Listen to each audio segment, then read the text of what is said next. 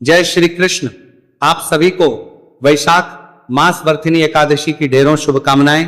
प्रिय दर्शकों, आज के इस वीडियो में हम बात करेंगे वरुथिनी एकादशी के विषय में। वरुथिनी एकादशी किस दिन है, वरुथिनी एकादशी का व्रत किस दिन किया जाएगा, वरुथिनी एकादशी जो वैशाख मास के कृष्ण पक्ष की एकादशी है उसकी विधि क्या है, नियम क्या है, इसके विषय में शास्त्रों में क्या लिखा है, इसकी बड़ी अद्भुत महिमा पद्म पुराण में है, उसके विषय में आपको बताएंगे। इस एकादशी का व्रत क्या करना चाहिए, कैसे करना चाहिए, इस एकादशी पर दशमी तिथि के नियम क्या है।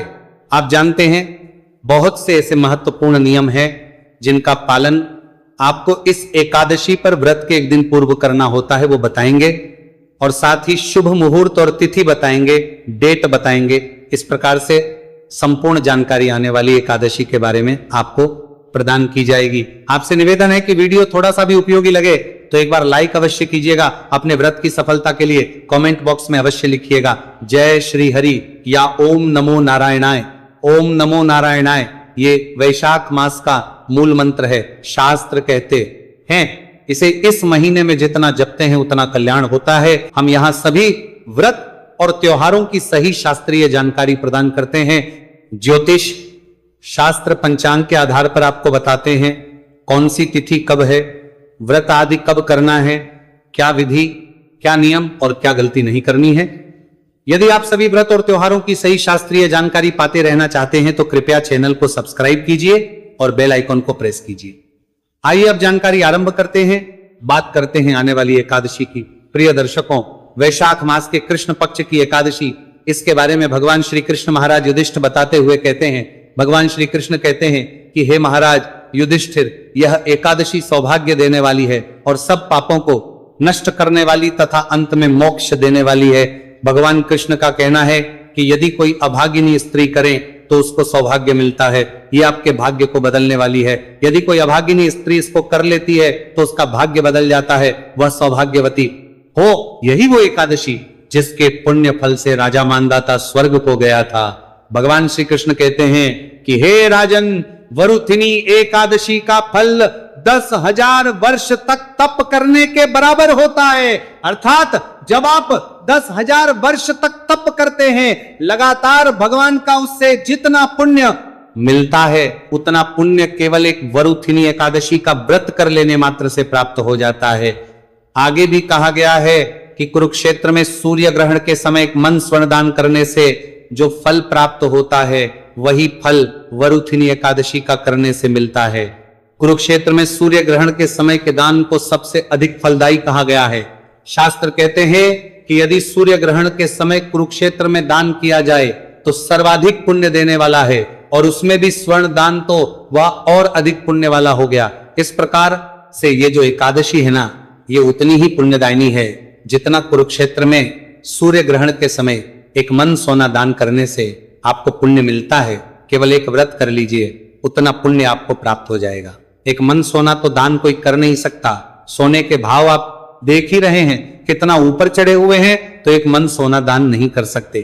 कोई बात नहीं, आप इस एकादशी का व्रत कीजिए। भगवान श्री कृष्ण कहते हैं कि इस एकादशी का व्रत करने वाला मनुष्य इस लोक में सभी सुखों को भोगता है। अर्थात जो भी आवश्यक सुख सुविधाएं होती हैं वो सब उसे प्राप्त होते हैं, और काल में जब उसका अंतिम सफर आता है तो उस समय वह परलोक में स्वर्ग को प्राप्त होता है।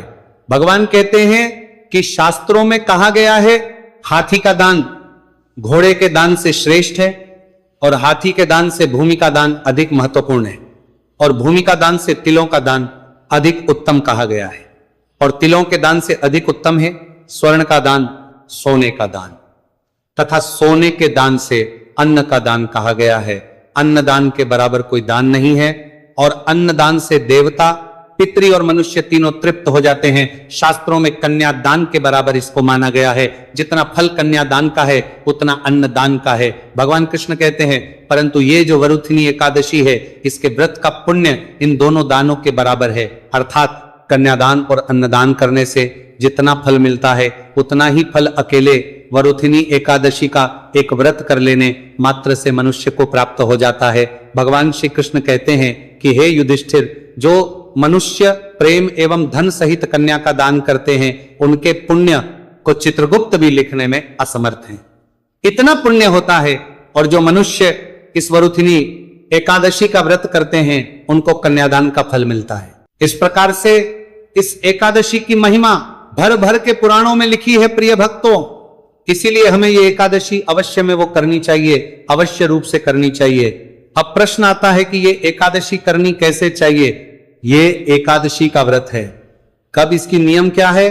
तो सबसे पहले जो शास्त्रों में इसकी जानकारी है उसके विषय में मैं आपको बताऊं कि एकादशी का जो व्रत है ये एक त्रिदिवसीय विधान होता है जिसकी शुरुआत दशमी तिथि से होती है। एकादशी को व्रत किया जाता है और द्वादशी को पारण किया जाता है। इस एकादशी के विषय में भगवान श्री कृष्ण विधि बताते हुए कहते हैं कि वरुथिनी एकादशी का व्रत करने वालों को दशमी के दिन कुछ वस्तुओं का त्याग कर देना चाहिए। तो व्रत के एक दिन पूर्व दशमी तिथि को कुछ वस्तुओं का त्याग करना है। क्या क्या वस्तुएं हैं वो जिनका प्रमुख रूप से त्याग करना है। सबसे पहले कांसे के बर्तन में भोजन करना। बहुत से लोग आज के समय में भी कांसे का बर्तन प्रयोग करते हैं, भगवान को भोग लगाने में प्रयोग करते हैं, स्वयं भोजन करने में प्रयोग करते हैं। तो कांसे के पात्र में भोजन न भगवान को कराएं न स्वयं करें। दशमी तिथि को इसका त्याग कर देना है। एकादशी को भी प्रयोग नहीं करेंगे और द्वादशी को भी प्रयोग नहीं करेंगे। मांस मदिरा का सेवन नहीं करना दशमी तिथि को ही। ऐसा इसलिए क्योंकि बहुत से ऐसे भी लोग होते हैं जो एकादशी का व्रत भी करते हैं और बाकी समय में मांस मदिरा का सेवन भी करते हैं। तो ये आपको तिथि को ही छोड़ देना चाहिए। मसूर की दाल का सेवन व्रत के एक दिन पूर्व नहीं करना चाहिए, क्योंकि एक दिन पहले तो हम अन्न आदि सब कुछ खाते हैं, तो उसमें मसूर की दाल आपने नहीं खानी चाहिए, चने का साग नहीं खाना चाहिए, कादों का साग नहीं खाना चाहिए। और होता है मधु का अभिप्राय है शहद से। शहद का प्रयोग, शहद का सेवन नहीं करना चाहिए, दशमी तिथि से ही वर्जित है। एकादशी को आप जब भगवान का पूजन करेंगे, पूजन में जो शहद है ना वो प्रयोग नहीं किया जाता है। भगवान को पंचामृत से अभिषेक कराते हैं, स्नान कराते हैं, पर उसमें भी शहद का प्रयोग वर्जित कहा गया है। शहद नहीं खाना है, शहद भगवान को नहीं खिलाना है। सातवीं वस्तु है दूसरे का अन्न। दूसरे के अन्न का त्याग कर देना है।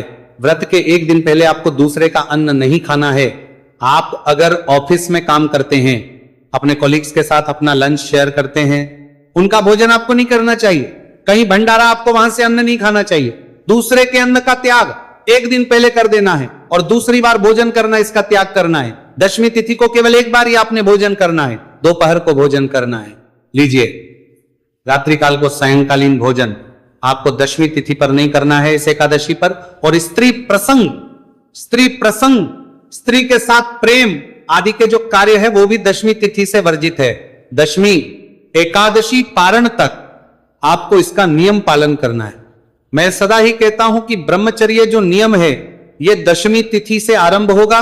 दशमी तिथि को आपने धारण कर लेना है और इसका पालन आपको पारण तक करना है। इस प्रकार से ये 9 त्याग कहे गए हैं जिनका आपको विशेष रूप से ध्यान रखना है। और इन 9 वस्तुओं का त्याग, 9 चीजों का त्याग आपको दशमी तिथि को ही कर देना है। व्रत के एक दिन पूर्व ही कर देना है। रात्रिकालीन समय में दंत धावन करके सोइए, जिससे कि मुंह में अन्न का दाना आदि ना रहे। और एकादशी के दिन, जिस दिन आप व्रत कर रहे, सूर्योदय से पहले आपको उठ जाना चाहिए। उठने स्नान आदि कीजिए, स्वच्छ वस्त्र धारण कीजिए। स्वच्छ वस्त्र धारण करके भगवान भास्कर को जल दीजिए, क्योंकि ये वैशाख का महीना है। भगवान भास्कर को जल दीजिए। शालिग्राम भगवान की पूजा कीजिए। इस वैशाख माह में शालिग्राम पूजन का बड़ा महत्व कहा गया है शास्त्रों में। शालिग्राम पूजन कीजिए। माता तुलसी को जल दीजिए, माता तुलसी की पूजा कीजिए। एक चीज का ध्यान रखिए, मैं जब बता रहा होता हूं तो मैं तिथि के अनुसार बता रहा हूं, वार के अनुसार नहीं। कभी यदि रविवार जाता है तो रविवार को उसके अनुसार नियम पालन करने चाहिए। इस प्रकार से आपको अपने इस दिन को शुरू करना है। उसके बाद फिर आप एकादशी का व्रत पूजन करेंगे संकल्प करते हुए। और फिर मैं आगे अब बताता हूं आपको कि एकादशी को आपको किन किन बातों का ध्यान रखना है। इस एकादशी के विषय में भगवान श्री कृष्ण के द्वारा क्या क्या वर्णित है, क्या क्या कहा गया है। तो भगवान का पूजन करेंगे। भगवान का पूजन करने के लिए भगवान के शालिग्राम स्वरूप का पूजन कीजिए, क्योंकि वैशाख के महीने में इसकी बड़ी महिमा कही गई है। जितना शालिग्राम का पूजन करेंगे उतना कल्याणकारी है वैशाख में। और एकादशी वैशाख की एकादशी, एक तो वैशाख माह और उसमें भी वैशाख की एकादशी, इसका फल बड़ा अनुपम है साहब। ये आपके सभी मनोरथों को सिद्ध करने वाला, मोक्ष देने वाला है। तो पूजन के लिए भगवान का चित्र स्वरूप या प्रतिमा जो आपके पास हो, वो स्थापना करने के लिए एक चौकी पर बिछाने के लिए लाल या पीला वस्त्र, रोली, मौली, पान, सुपारी, लौंग, इलायची, धूप, दीप, नैवेद्य, इत्र और ये सभी सामग्री आपको एकत्र करनी है। गंगा जल लेना है। सारी सामग्री एकत्र करके एक लोटा लीजिए तांबे का, उसमें पहले थोड़ा सा गंगा जल भरिए, फिर शुद्ध जल भरिए और आसन लगा के उत्तर दिशा की ओर या पूर्व दिशा की ओर मुख करके बैठ जाइए। सबसे तरबारा पहले स्थान का शुद्धिकरण करेंगे और सामग्री जो है उसका शुद्धिकरण करेंगे। तो लोटे में जो जल भरा है ना, उस जल के छींटे दीजिए जिससे कि वह स्थान और सामग्री पवित्र हो जाए, शुद्ध हो जाए। ओम अपवित्रः पवित्रो व सर्वावस्थांगतोऽपि वा यः स्मरेत् पुंडरीकाक्षं स बाह्याभ्यंतरः शुचिः। इस प्रकार जल छींटे देके आपने स्थान को और सामग्री को शुद्ध किया, पवित्र किया। अब भगवान की स्थापना के लिए चौकी लगाइए। चौकी पर लाल या पीला वस्त्र आपके पास जो उपलब्ध है वह बिछाइए। उसके ऊपर भगवान विष्णु का जो भी चित्र, प्रतिमा या तस्वीर आपके पास है उनको विराजमान कीजिए। उनके सामने सीधे हाथ की ओर घी का दिया रखिए और विपरीत दिशा में धूप रखिए। अगर तेल का जलाते हैं तो वो उल्टे हाथ की ओर घी का रखा जाएगा। इस प्रकार आपने भगवान को विराजमान करना है, चौकी आदि लगानी है। अब सबसे पहले आप अपने हाथ धोएंगे, आचमनी करेंगे और फिर हम संकल्प करते हुए पूजन की ओर आगे बढ़ेंगे। जो विधि बताई है उसके अनुसार तो एक छोटे से पात्र में जो लोटे में जल लिया है ना, उसमें थोड़ा सा जल एक कटोरी में या किसी पात्र में ले लीजिए, या आचमनी करने के लिए आवश्यक होगा। तो इसमें से 2-2 बूंद जल एक एक मंत्र पर सीधे हाथ पर लेना है और पी जाना है। 2 बूंद जल इसलिए क्योंकि जो लोग निर्जला व्रत करते हैं ना, उनके लिए आचमनी में जल तक कहा गया है कि 6 मासा जल तक आपके रूप में ले सकते हैं। तो 6 मासा जल का विप्राय यही होगा। 2-2 बूंद जब आप 3 बार में लेंगे तो लगभग 6 मासा जल हो जाएगा। इसीलिए इतना ही जल आपको लेना है। सीधे हाथ पे, पहले सीधे हाथ पे जल लेके हाथ धो लीजिए। हस्तो अब 2 बूंद जल लीजिएगा, पी जाइएगा। ओम माधवाय नमः जल लीजिए, पी जाइए। ओम केशवाय नमः जल लीजिए, पी जाइए। ओम नारायणाय नमः जल लीजिए, पी जाइए। ओम ऋषिकेशाय नमो नमः हस्तो प्रक्षालन, हाथ धोइए। हाथ धो के अपने आप को तिलक कीजिए, मौली बांधिए। अब आप व्रत पूजन का संकल्प करेंगे। सबसे पहले तो दीपक को प्रज्वलित कीजिएगा, धूप को प्रज्वलित कीजिएगा। शुभम करोति कल्याणम आरोग्यम धन संपदा शत्रु बुद्धि विनाशाय दीपक ज्योतिर्नमो चस्तुते। धूप दीपक को प्रज्वलित कीजिए और फिर व्रत पूजन का संकल्प कीजिएगा। आइए मैं संकल्प आपको करवा देता हूं। अपने सीधे हाथ में जल लीजिए, पुष्प लीजिए, 1 रुपए का सिक्का दक्षिणा के रूप में कम से कम रखिए। 3 बार बोलिए ओम श्री विष्णु, ओम श्री विष्णु, ओम श्री विष्णु। अपना नाम, अपना गोत्र, जिस स्थान पर बैठकर आपको संकल्प करना है वहां का मकान नंबर, क्षेत्र का नाम, शहर का नाम, वैशाख, आयु, आरोग्यता, प्राप्ति, भगवान विष्णु, एकादशी व्रत, श्री विष्णु और यह संकल्प भगवान के चरणों में अर्पित कर दीजिए। संकल्प करने के बाद भगवान का पूजन करेंगे। स्नान कराइए, स्नान के बाद पंचामृत से स्नान कराइए, शुद्ध जल से स्नान कराइए। तदोपरांत वस्त्र के मौली अर्पित कीजिए, जनेऊ अर्पित करेंगे, लगा के भगवान को तिलक कीजिए, पुष्प अर्पित कीजिए, धूप दिखाइए, दीप दिखाइए। नैवेद्य के रूप में आप फल चढ़ा सकते हैं, मिठाई चढ़ा सकते हैं, मिश्री या बताशा अर्पित कर सकते हैं और जलाशमिनी कराएंगे। 1 चम्मच जल अर्पित कीजिएगा। तांबुल आपने अवश्य अर्पित करना है। तो पान का पत्ता, उसके ऊपर 2 लौंग, 2 इलायची, 1 सुपारी लीजिए और वहां तांबुल के रूप में भगवान को अर्पित कीजिए। दक्षिणा अर्पित कीजिए, हाथ जोड़ के नमस्कार कीजिए। मैं आपको बता रहा हूं, पूजा की विधि का वीडियो मैं आपको अलग से अपलोड करूंगा, क्योंकि यहां पूजा की विधि पूरी बताने से वीडियो बहुत बड़ा हो जाता है और हमारे बहुत से दर्शक फिर कहते हैं पंडित जी पूजा विधि अभी हमें चाहिए नहीं थी, हमें बाकी जानकारी चाहिए थी, आप केवल वो दीजिए पूजा विधि। हम अलग से देख लेंगे, जब आप बनाएंगे तो उसका अलग से वीडियो बनाऊंगा जहां मैं मंत्रों के साथ आपको पूरी पूजा करवाऊंगा एकादशी की, उसका लाभ लीजिएगा। इस प्रकार से पूजन करना है। पूजन करके और फिर नियमों के अनुसार अब आपने दिन व्यतीत करना है। नियमों में क्या है कि ब्रह्मचर्य का पालन करते हुए, भगवान के चरणों में मन को लगाते हुए दिन को व्यतीत करना है। कुछ विशेष रूप से इस व्रत के बारे में भगवान श्री कृष्ण कहते हैं कि व्रत वाले दिन जुआ नहीं खेलना चाहिए, शयन भी नहीं करना चाहिए। लोग जो चयन करते हैं, सो जाते हैं, दिन में बिल्कुल नहीं सोना चाहिए। उस दिन पान खाना वर्जित है और दातुन करना भी वर्जित है। दूसरे की निंदा नहीं करनी चाहिए। आजकल ये बड़ा चलता है, चुगली चलती है एक दूसरे के पीछे। तो दूसरे की निंदा, चाहे वो कितना ही निंदनीय कार्य क्यों ना कर रहा हो, कितना ही गलत क्यों ना हो, को दूसरे की निंदा कभी भूल के भी नहीं करनी चाहिए। चुगली नहीं करनी चाहिए। यह महापाप है, आपके व्रत के पुण्य को क्षीण करता है। यह किसी की चुगली नहीं करनी चाहिए और पापी मनुष्यों के साथ बातचीत भी नहीं करनी चाहिए।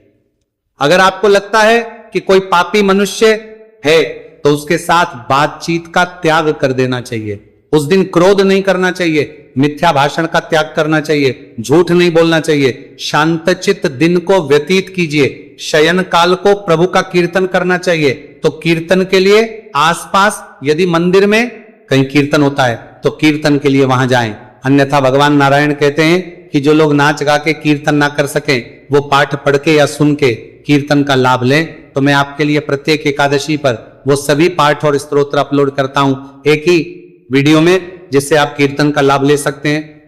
सायंकाल को जो आहार लेंगे उसमें तेल का, अन्न का सेवन वर्जित है, नमक का सेवन वर्जित है, इसका ध्यान रखिए। फल आहार है, फल आहार ही आपको करना चाहिए। रात्रि काल को जागरण करना चाहिए। जागरण की बहुत महिमा है और जागरण के समय भी आपको वह स्रोत और पाठ सुनने चाहिए। जागरण का अभिप्राय यह नहीं है कि टीवी देख रहे हैं जागरण कर रहे हैं, नहीं। भगवान की भक्ति करते हुए, स्त्रोत और पाठ सुनते हुए या पढ़ते हुए जागरण करना चाहिए। तो मैं आपके लिए वो वीडियो अपलोड करता हूं, उसका लाभ लीजिएगा। इस प्रकार से आपने व्रत करना है, रात्रि काल को करना है। पूरी रात जो ना कर पाए तो 2 बजे तक तो अवश्य करें ही करें। और अगले दिन आपको व्रत का पारण करना चाहिए। पारण की पूजा विधि, नियम आदि जो है वो मैं अलग वीडियो में बता दूंगा आपको। यहां मैं जानकारी देता हूं कि व्रत करना कब है, पारण करना कब है और पूजन कब होगा। प्रिय दर्शकों, ये जो एकादशी तिथि है ना, इसकी शुरुआत हो रही है 13 अप्रैल की रात को 1:08 पर। 7 जब 12 अप्रैल की रात 12 बजे के बाद 13 अप्रैल लग जाएगा तो 1:08 पर एकादशी शुरू हो जाएगी और यह समाप्त होगी 14 अप्रैल को 12:12 पर, अर्थात 13 की रात्रि को 12 बजे के बाद जब 14 लग जाएगी तो 12:12 पर यह समाप्त हो जाएगी। ऐसे में 13 तारीख को सूर्य के मुख से एकादशी दशमी इसके आसपास भी नहीं है, क्योंकि 13 तारीख को रात्रि को 1 बजे ही एकादशी आ जाएगी मध्य रात्रि में। तो 13 तारीख को ही एकादशी का व्रत किया जाएगा। उत्तम व्रत होगा। 13 तारीख को ही आपको व्रत करना चाहिए। बड़ा दिन अच्छा है, सोमवार का दिन रहेगा तो 13